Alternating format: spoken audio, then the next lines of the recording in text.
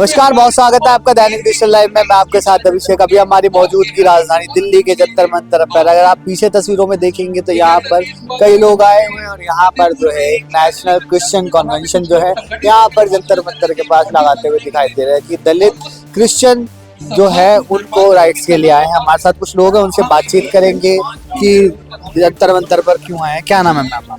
मीनाक्षी सिंह। मीनाक्षी जी, क्या अपनी मांगे लेकर जो है आप दिल्ली के जंतर मंतर पर आए?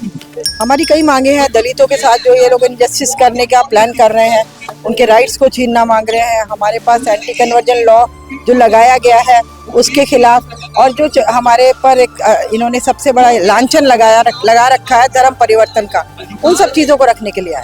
धर्म परिवर्तन की आपने बात करी, पर सोशल मीडिया पे लगातार ऐसी चीजें आती रहती है, चाहे वो पंजाब हो चाहे वो छत्तीसगढ़ हो, वहाँ पर जो है राइस बैग के नाम पर जो है धर्मांतरण होता है। इसको लेकर जो है सोशल मीडिया पे भी काफी सारी वीडियोस वायरल। चलो, मैं दैनिक भास्कर से कहती हूँ कि मुझे भी राइस बैग दे दो, मैं हिंदू बन जाऊँ, ठीक है।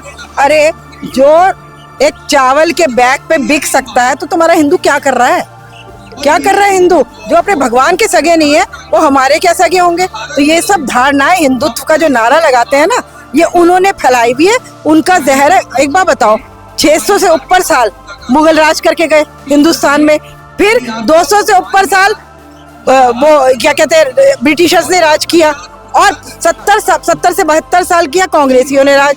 तब तो हिंदुत्व खतरे में नहीं था, आज हिंदुत्व खतरे में है। तो इनकी धारणा जो है ना, ये इनकी। एक बात बताओ, इंग्लैंड में, अमेरिका में, सब जगह हिंदू रहते हैं, कितने मंदिर बंद करा दिए?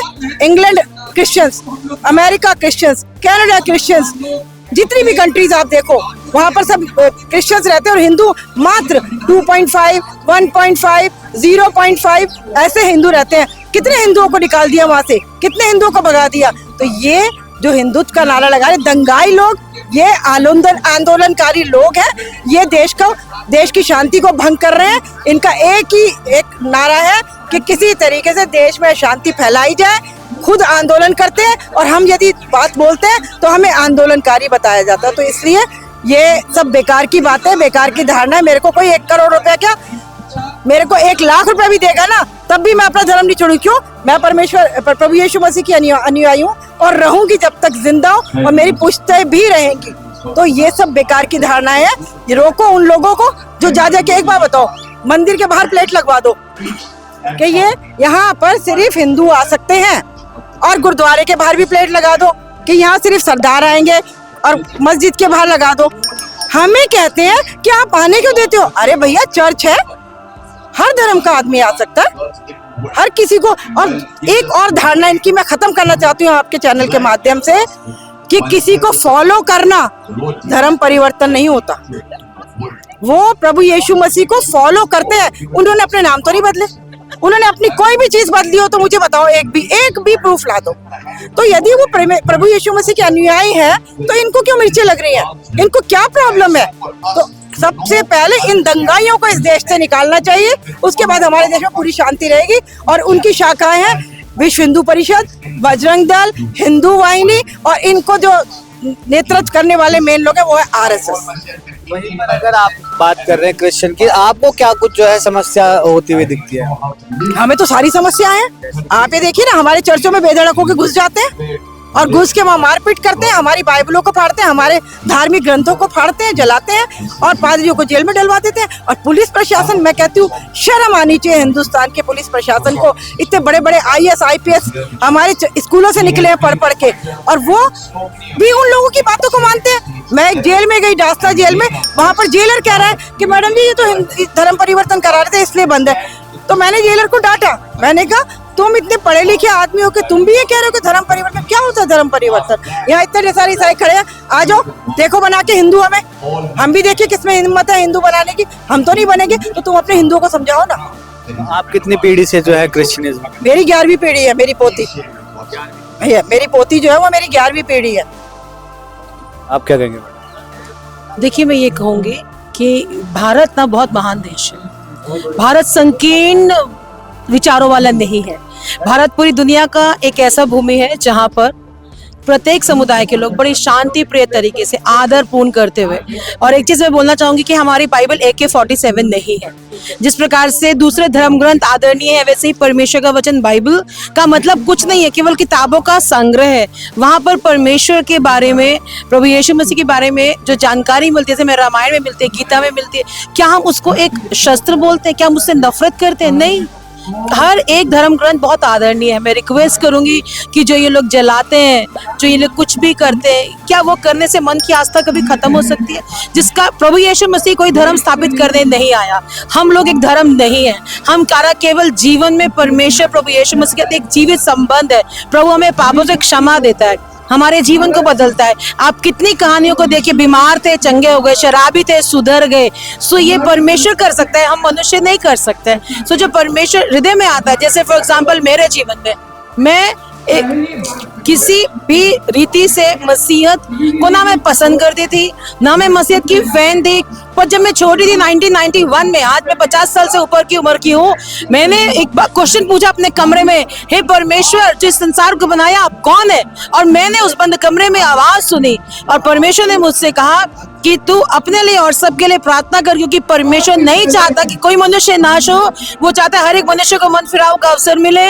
उसकी नजर एक दिन के में हजार दिन एक दिन के बराबर है। और जब परमेश्वर का वो अलौकिक दर्शन मुझे मिला, और परमेश्वर की वो आज तक मुझे सुनाई देती है, जो मुझे गाइड करती है। मुझे मेरे फादर को कैंसर हो गया था, परमेश्वर ने उनको चंगाई दी। जो कैंसर उनका बिना दवाई के क्या, उनका 12 घंटे का न्यूरो सर्जरी हुआ और कैंसर का एक डॉट नहीं मिला, और परमेश्वर की दया से वो स्वस्थ और जीवित है। तो मेरे प्रियो, हमें किसी के धर्म से नफरत नहीं है। अगर बात करें जो विश्वासी लोग होते हैं, उनके बारे में ये भी धारणा सेट होती है कि उनके घर में जो कोई किसी की बड़े बुजुर्ग की मृत्यु होती है तो उसकी फोटो नहीं रखी जाएगी, उसके साथ ही साथ कोई मूर्ति नहीं रखी जाएगी। अगर कोई भगवान के नाम पे कोई जगह है, जैसे कालिका जी मंदिर, वहाँ की जो भी चीज है वो कालिका जी लगा के करते हैं। पर जो क्रिश्चियन जो बने हुए होते हैं, जो विश्वासी होते हैं, वो उस पे जी भी नहीं लगाते। ये चीजें भी सामने आती है। देखो बेटा, ऐसा है, स्कूल में हर प्रकार की शिक्षा मिलती है। उसी स्कूल में कुछ लोग बहुत अच्छे चरित्र और स्वभाव के निकलते हैं, कुछ लोग थोड़ी कम समझ के होते हैं। ये उनकी व्यक्तिगत कमजोरी है। पर परमेश्वर का वचन हमें किसी को अनादर करने के लिए नहीं बोलता। परमेश्वर का वचन अपनी सरकार को अनादर करने के लिए नहीं बोलता, अपने शत्रुओं को प्रेम करने के लिए नहीं बोलता, कि शत्रुओं को क्षमा करने के लिए बोलता है। अब जो तुम्हें गाली दे उनको तुम आशीष दो बोलता है। तो ये बाइबल की शिक्षा नहीं है कि हम किसी को भी अनादर करें। और जो वो जी नहीं लगाते या कोई गुजर गया उसकी फोटो घर पे नहीं लगाते, वो उनकी अपनी श्रद्धा है। मेरे घर पे हम क्यों नहीं लगाते फोटोज? बिल्कुल लगाते। अरे हमारे पुरखा लोग हैं, वो इंसान है। परमेश्वर के वचन में मनुष्य जीवन का बहुत ज्यादा महत्व है। अगर वो मर भी गए ना, तो मरने के बाद भी परमेश्वर के वचन के मुताबिक उस मुर्दा व्यक्ति के अंश का भी परमेश्वर के लिए बहुत बड़ा महत्व है। आपकी कितनी पीढ़ी है हो चुकी क्रिश्चियन? 8 पीढ़ी। उससे पहले हिंदू?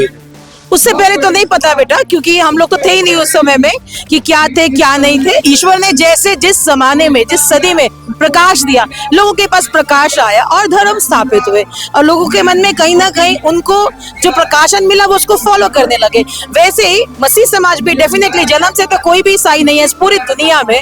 जब यीशु से मुलाकात होती है, यीशु का प्रकाशन मिलता है, शिक्षाएं मन को भाती हैं, तो वो व्यक्ति बोलता है कि मैं मसीह, मतलब मसीह, बाइबल में एक भी जगह ये नहीं लिखा है कि तुम मसीह बन जाओ। बाइबल में मसीह शब्द पहली बार आया जब दूसरों ने कहा ये तो जीसस की जैसे बात करते, क्षमा करते, प्रेम करते, ये मसीह है। ये असली अर्थ है। God bless. मांगे लेके क्या आए हैं यहाँ पर? जो है मांगे लेकर नहीं आए, हम याचना लेकर आए कि देखिए हमारे संविधान में हमें आदर मिला। इतने अभी भी आम अगर लोगों में जाकर देखिए, हमारे अंदर प्रेम है, सद्भावना है। हमारे आस पड़ोस के लोग हमसे बहुत प्रेम इज्जत से रहते हैं। हम लोग सालों से, हमें कोई तकलीफ नहीं है। तो फिर हम क्यों नफरत के जहर को घोल रहे हैं? और जो बेचारे मजलूम है, देखिए उन्होंने मर्डर नहीं किया, रेप नहीं किया, चोरी नहीं की, बेईमानी नहीं करी, दगा नहीं करी, तो हम उनको क्यों सता रहे हैं? देखो मजलूम और जो भोले लोग होते हैं या जो जेन्युइन लोग होते हैं, उनको सताने से ना अच्छा नहीं होता, वो अच्छी बात नहीं है, वो हमें नहीं करना चाहिए। हम यही याचना कहते हैं कि सरकार ध्यान दे ताकि जो अन्याय हो रहा है, जो बेचारे भोले भाले लोगों को मारा जा रहा है, कूटा जा रहा है, तकलीफें दी जा रही है, आराधना के स्थल पे आज भारत आस्था का सबसे बड़ा, जितने भारतीय लोग धार्मिक होते हैं उतने दुनिया में कोई नहीं होता, तो यहाँ पर तो और आदर सदा से मिलता है। एक तरफ तो ये बातें चलती है कि हिंदू राष्ट्र बनाना है, हिंदू राष्ट्र के लिए रैलियां निकाली जाती है, वहीं पर क्रिश्चियन जो है वो क्या करते हैं? देखो, भारत है, भारतीय की संस्कृति है, जो भारत में मेजोरिटी अगर हिंदू लोग पाए जाते हैं, अगर वो तो नेचुरली है, जब हिंदू की गिनती ज्यादा है तो वो हिंदू राष्ट्र था और उसमें हमें कोई ऑब्जेक्शन नहीं है। हिंदुस्तान का तो हर व्यक्ति हम इनसिक्योर नहीं है हिंदू से, हमें कोई प्रॉब्लम नहीं है। 150 करोड़ में से 140 करोड़ भी हिंदू, हमें तो कोई समस्या नहीं है, उससे कोई समस्या नहीं है। हमारा हिंदू हमारे घर आता है, अपनी बातें बताता है, अपना विश्वास बताता है, हम अच्छी बात है, हम एक्सचेंज करते हैं ना, भाई बहन होते हैं, हम एक्सचेंज करते हैं। और अगर किसी को कोई पसंद आता है तो मैं नहीं सोचती उसमें ऑब्जेक्शन होना चाहिए, संकीर्ण विचारधारा नहीं होना चाहिए। हर व्यक्ति का मौलिक अधिकार है कि वो किस पे आस्था रखे, वो चुनाव कर सकता है ना, तो वो अधिकार का हनन नहीं होना चाहिए। बात करते हैं कि ये थे वो तमाम लोग जिनसे हमने बातचीत करी। अब इसके ऊपर आपके क्या कुछ रह रहा है हमें कमेंट करके जरूर बताएं। फिलहाल बस इतना ही। दैनिक डिजिटल लाइव के लिए